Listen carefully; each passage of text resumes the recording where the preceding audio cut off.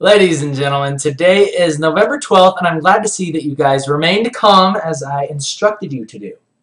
Today is the KNKL show number 121. I'm your host, King Lafferty, and today is Tutorial Tuesday, where we learn to be better artists. And today we're going to be focusing on thumbnails, and how to refine them, right?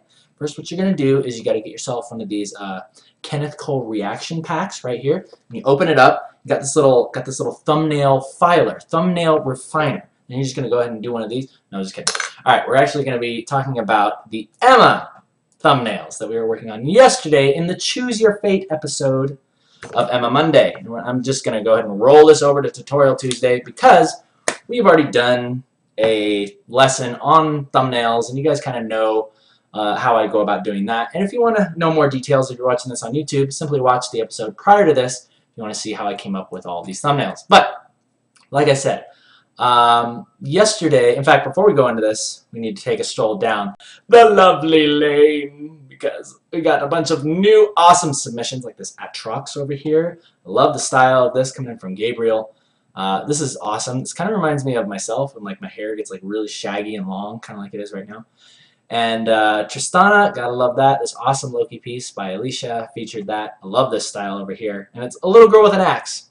Can't say no to that. Can't say no to that. And I think this is a Sailor Gangplank. If not, then that's freaking awesome, and I love it. Anyways, and this cool piece by Vincent, I also featured that one. So thank you to everyone who's been submitting your stuff to the KNKL Facebook. For those of you who have not come out of your shells yet, please remember we gotta face our fears, right? Put your artwork out there. Join the collective. Join the cult. Well, maybe we won't call it that. But join the nice, happy group of artists on Facebook and submit your stuff.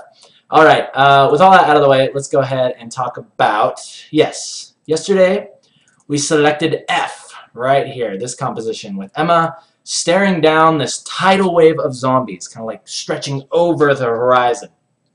And I have refined it today to this right here. This is where we sit as of right now.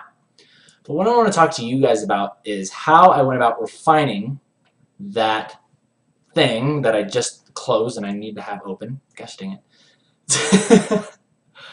Alright, how I went from this to this. Okay? And I will show you that right now via time-lapse. Alright, so the first thing that I want to show you guys, or that I want to talk about, is you're going to notice in the first beginning parts of this time-lapse, I end up kind of trying to like rush things. And this is a good lesson in terms of like make sure you give your work, your pieces, the time it deserves. Like for me, it's like, oh, it's just Emma. I know how to draw Emma. I'll just rush this thing out and get it done because it needs to, be done now. So you can watch me as I basically try to half-ass this thing, right? I just try to like rush through it and finish it up really quickly, and it ends up sucking really badly. Couple that with the fact that I was working on this at about 2 a.m. last night, and you will know that I was not in the best mood, I was not in the highest energy, the highest spirits, so I was not in a very creative mood or a very good state to be working on this. But regardless, let's go ahead and just continue watching this, because some good ideas did come out of this. You notice how I go about, basically how I'm refining this thumbnail. What I want you guys to notice is I call it line sculpting, where I'm basically just working with the pencil and the brush, and see how I'm just like laying stuff in, erasing stuff out. I'm looking for shapes and values, and that's really what we're trying to do. And all the while, I'm making sure that the values stay true to this right here, right? We want to make sure the values are staying true to this bad boy right there.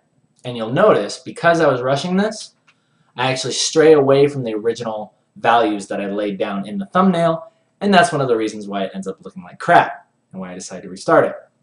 So here I am basically refining these zombies, and I want to show you this one more time. Okay, so watch how I actually drop these zombies in there. So they start like that. I kind of erase them out because I know all that this represents to me is the positioning of the zombies. And they look good there, but I want them to be a little bit more detailed. So I go ahead and try to, figure it out. And this is interesting because I usually, I haven't done a lot of paintings in this style or with this technique just yet. I've done other paintings where it's just a character, but not with like a painted background and clouds and like zombie looking things, but they're not supposed to look like real zombies. They're supposed to look like imaginary fear gigantic zombies. tidal wave zombies, whatever you want to call it. So these were some of the challenges that I had going into it. And so I'm just trying to like sculpt out, you know, just with shapes and light, right? I'm considering that the light is coming from here, right, and dropping down on the zombies over here. That's why, you know, I'm able to separate the shoulder from this zombie back there. And notice with the values, also as things go further back into the background, see this guy has a lot of dark values, and then you just go back right into white, right, which is, again, what the original thumbnail was. Okay, so let's go ahead and continue. Now you guys will watch me. Okay, so basically this is what I want to talk about. This is how I rushed it. I took it to this point right here, and then I said, okay, that looks good enough. Let's go ahead and just throw on some color and call this thing good, right? I'll just refine it as I paint over, right? I'll refine it when I do the paint over layers. I was like, okay, well, I want like a red sky, and yeah, and already I'm deviating from the thumbnail. You can see already I'm deviating because look at how like bright white this is back here, and see how Emma is like super silhouetted. I'm already deviating from that. Now I'm doing almost like there still is like a backlight going on, but then I was like, okay, well, what if there's like this spotlight coming down on her? And yeah, that might look really cool. That might help separate her from the background. This is what I was thinking. I was like, oh, it'll make her look like she's like almost on stage, and then those things will kind of like be complementing her. And kind of, I was hoping that it would help separate the zombies from her, but it ended up just kind of looking like crap. And the values, again, look at the values.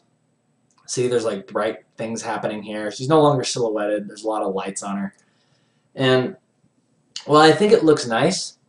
I think a big mistake that I made here was that I tried to A, rush it, and B, I didn't refine my values or my line art enough. And yeah, I'll show you guys exactly where we went to, which is right there. Oh, whoop. Well, you saw it anyway. Okay, so I ended it right there because it was 2 a.m. in the morning, and I was like, you know what? I'm just not feeling it. Not feeling it. So this is lesson 1. If you're working late at night, remember, you can't overwork yourself, and you want to make sure that you're working like thumbnailing and like creating lines and composition. That is a completely creative effort. So the more relaxed you can be, the more high energy you can be, the better you feel and the happier you are, naturally you're going to create better work. But if you're tired and it's late and you just got done playing some video game and you're all ticked off, right, because like some dude owned you in the video game, and, speaking from experience, and then you go and then you try to work, right, you try to work, it's just not going to pan out very well. You got to take some time to relax, have a cup of tea, do some meditation, write in your journal, you know, all those types of things. Dear diary, I got pwned today. I am a noob at this game. Right? Write down how you feel. Get those feelings out. And then sleep on it, and then come back the next day. Okay, so now you can see what I'm doing today. This is what I was working on today. I woke up, I was feeling a lot better, was well rested, and I was like, okay, I know exactly what I have to do. I have to refine these lines, and then I have to redraw these zombies in the background because they just do not look good. I need to just refine everything as much as possible, and then I will drop the color in. And we'll go ahead and paint this sucker. All right, let's see here.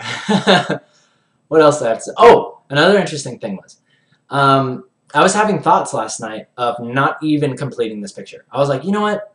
Maybe this thumbnail, you know, I know that I put it up for a vote and everybody chose this thumbnail, but I really liked this one up here, right? The A one. It's like, oh, and this one has like a cute face in it, right? And it's like, it would be better, and people will see Emma, and they'll be like, they'll connect with it more because it's like faces. And I was making up all these excuses to just kind of give up on what I was working on. But I'm a big believer in sticking it out. Stick it out, right? Like, just finish it to the best of your ability, and if it sucks at the end, then you move on to something else. Don't say, oh, well, I don't feel like it, or if it just doesn't work out the first time, it'll be like, oh, well, maybe it just wasn't meant to work out. No! You finish it. You commit to something, or the audience chooses something for you. You must finish it, and then let them tell you it sucks before you move on to something else. So, that was what I committed myself to this morning. I was like, you know what? The thumbnail, I see it in the thumbnail. The thumbnail shows, like, there's all this drama, and it looks really awesome. And I was like, okay, so I'm going to commit to that, and we are going to refine this baby. We're going to make it look good.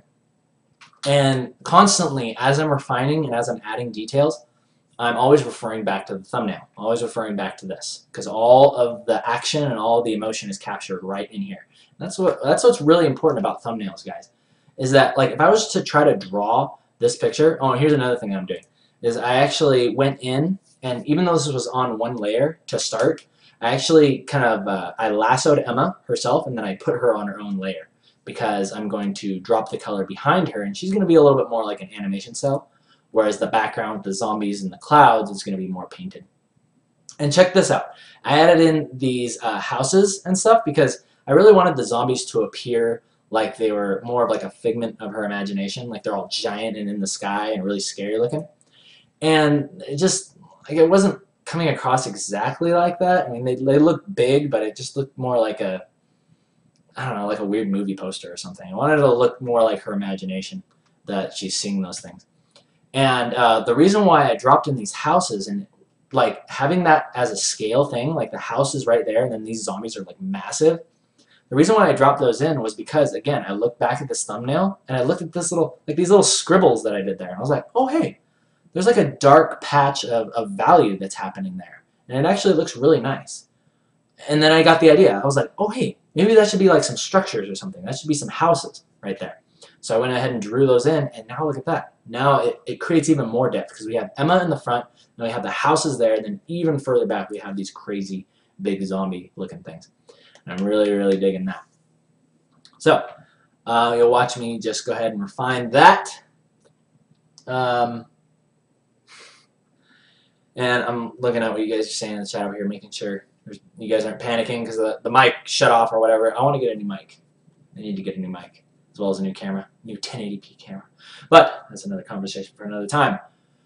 Moving back into what we're doing here, I did the houses, and now you're going to see me watch. Look at how I do this. I just drop in the values on Emma on a separate layer, just behind her lines, just so I can get a feel for how this is going to look towards the end. I might not end up keeping that value layer, or maybe I will, I don't know. But I just dropped it in there just to make sure that everything is looking right. I just wanted her to be silhouetted with the rim light of the lightning, or just whatever light is happening back here. It's kind of rim lighting her, making her look awesome. Alright, so watch how I refine this zombie. I actually just erased him completely. I erased him completely out, and then I redrew in the lines, and then I will go ahead and then I just, again, working with a chalk brush is so easy, because you can just drop in values, like kind of shade everything kind of a light gray, and then erase things out, kind of doing the eraser art technique. Really like doing that. That's the way I do his teeth and stuff, and like the highlights on the side. And this is what I'm talking about. See how Emma has clear lines, whereas the background is much more painted? That's what I'm talking about. And I'm really, like, when I saw this face, I was like, oh, that's awesome. Like, this is what the zombies and Emma are supposed to look like. They're supposed to be like really creepy looking, really scary, really creepy looking. And some of them, you know, have like the usual kind of slack-jawed zombie thing going on, but then some of them have like these creepy looking smiles. And I think that's something that's very characteristic of the zombies from this series. So you can see, same thing here. I almost draw in the shape of the head, and then I draw in the rest of the features, and I create it by adding and erasing away light and shadow. And I'm working with values, okay? That's what I want you guys to pay attention to. This is how I am making my thumbnails, refining my thumbnails. So yeah, and he's got a little hand thing there or whatever. And see how everything just kind of like gradates to white down here? Everything just like it's darker up here and then just gradates to white. That can be seen also a little bit here. You know, I kind of kicked it up a notch in the final piece, but you know, see how there's like a separation. There's separations between each of the layers. So it's like dark, light, and then a little bit dark, light. So I think that's always good to do. I love this guy right here. This is probably my favorite zombie. I was like, I'm going to keep that guy exactly as he looked, you know, in the sketch or whatever, because I loved his face. It's just like all like elongated and like stretched out looking. It's really funny. I also like this guy down here. He's like, just chilling. He's all crouched down or something. And he's like it's like a lurker zombie or like a crawling zombie. All right, so next up, what you guys are going to see me do is the sky. And I want to talk to you guys about skies and how you can go about creating a believable sky and a believable background. And the way that you do that is by simply actually getting reference.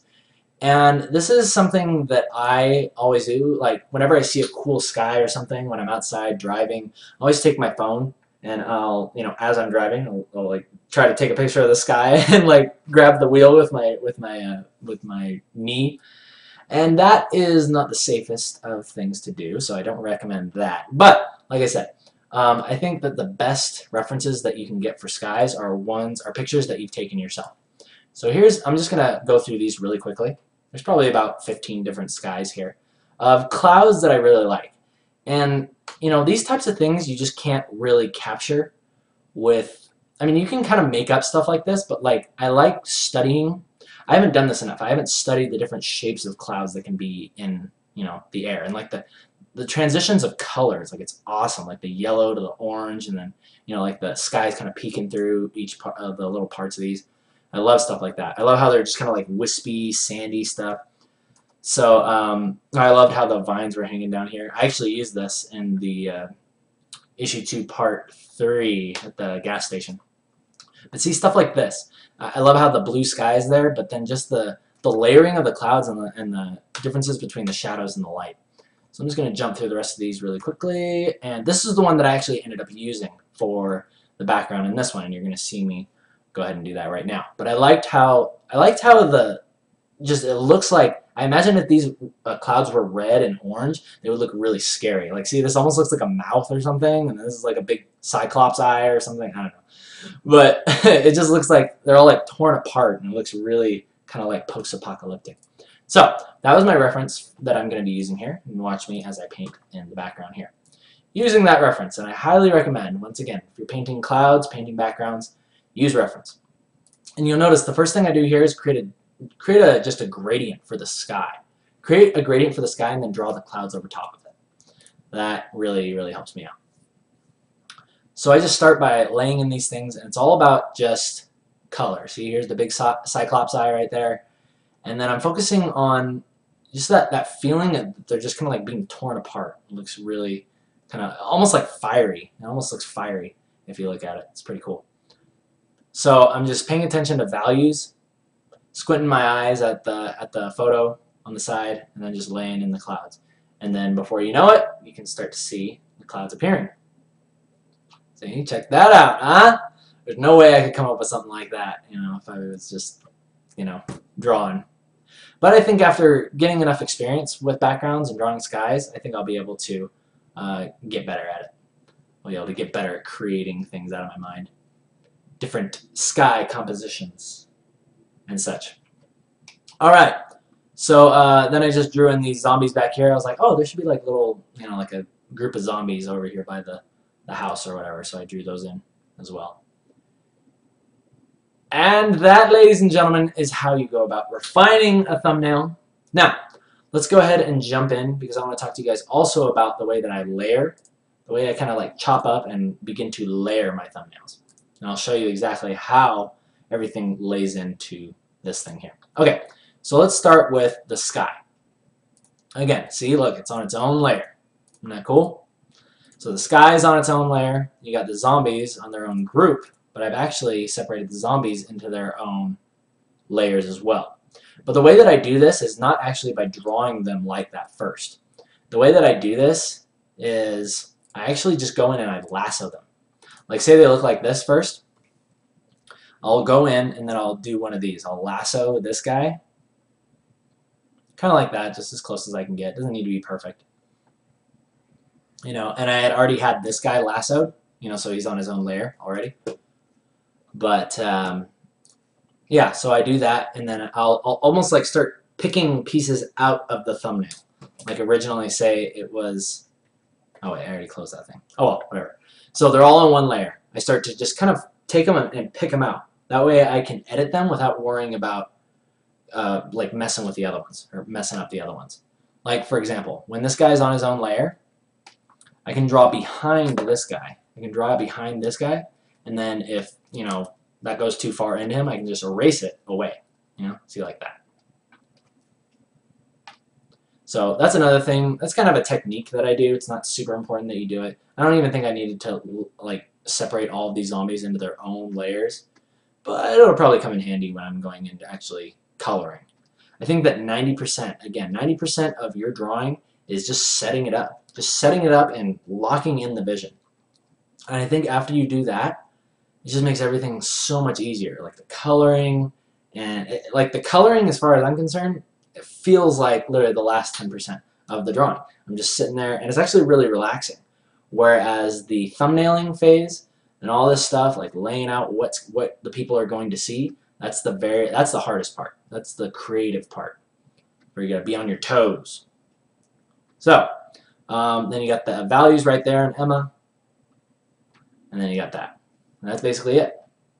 So let's go ahead and drop those back in. We've been going for about 20 minutes. I'm going to go ahead and open up the Q&A Trebuchet.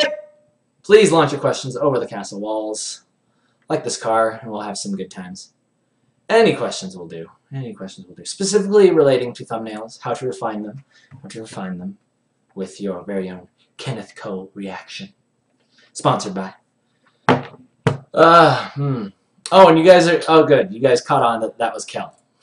Yes, that zombie in the middle is Kel. Kel is our famous zombie friend. He's this creepy, smiley zombie. Oh, yeah, let me actually show you that. Yeah, Kel is this guy right here. He's our smiling zombie friend. Alright, alright. Is... New main character, Derp the Zombie.